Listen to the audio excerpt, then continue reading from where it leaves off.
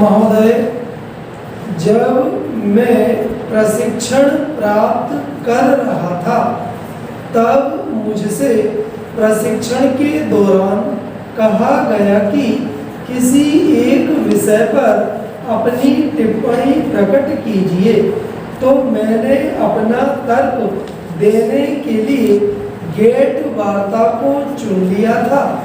Gate यानी आयात निर्यात एवं व्यापार पर आम संधि जनवरी 1948 से प्रभाव में आई।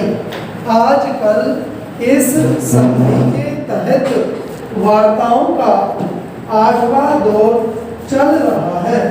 यह दौर 1986 से शुरू हुआ और 1990 में समाप्त हो जाना चाहिए था, किंतु यूरोपीय समुदाय और संयुक्त राज्य अमेरिका के बीच मतभेद पैदा हो जाने की वजह से कोई निष्कर्ष नहीं निकल पाया।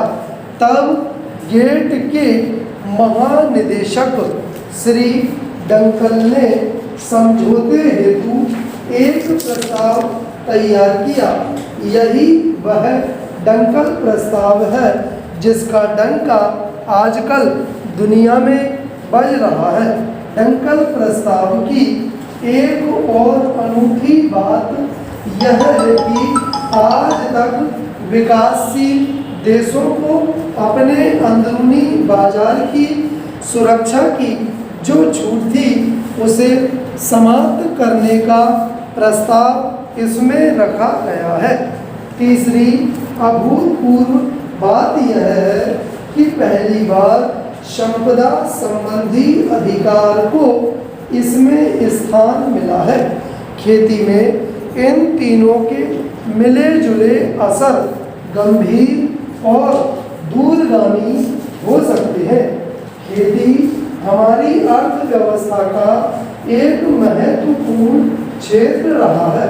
हमारे देश के अधिकतर लोग खेती द्वारा रोजगार पाते रहे हैं। हमारे सकल राष्ट्रीय उत्पादन का बड़ा हिस्सा खेती से प्राप्त होता रहा है।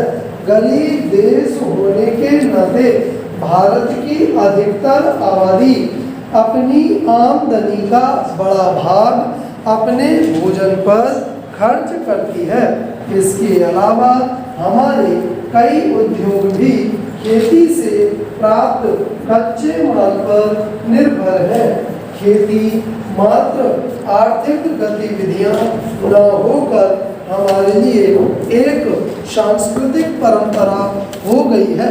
यदि देखा जाए तो डंकल प्रस्ताव मूलतः उत्तर में स्थित विकसित देश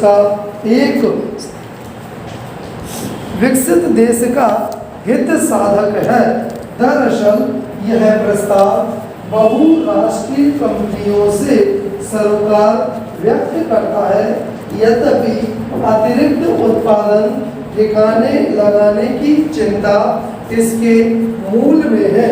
इसके विपरीत दक्षिण के देश की मूल चिंता उत्पादन बढ़ाने, वितरण में समानता लाने, खाद्यान्न सुरक्षा हासिल करना है।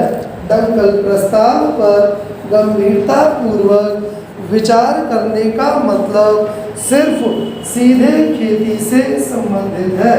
इसका अर्थ यह नहीं लगाया जा सकता कि अन्य हिस्सों का असर खेती पर नहीं पड़ेगा।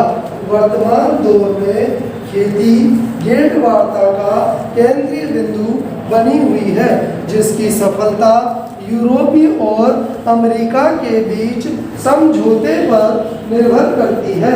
आज तक खेती को गेट धारा से मुक्त रखा गया था। कृषि पर के अंतर्राष्ट्रीय व्यापार की शर्त लागू नहीं होती थी।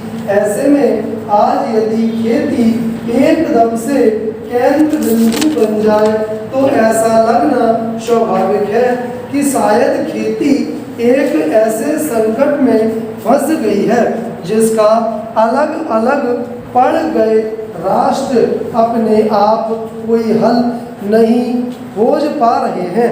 इस बाबत एक विश्वव्यापी प्रयास की जरूरत है और वाकई हम अगर खेती का नज़ारा देखें तब पता लगेगा कि ऐसी कई समस्याएं हैं जिन पर दुनिया भर की सरकारों द्वारा ध्यान दिए जाने की आज जरूरत है।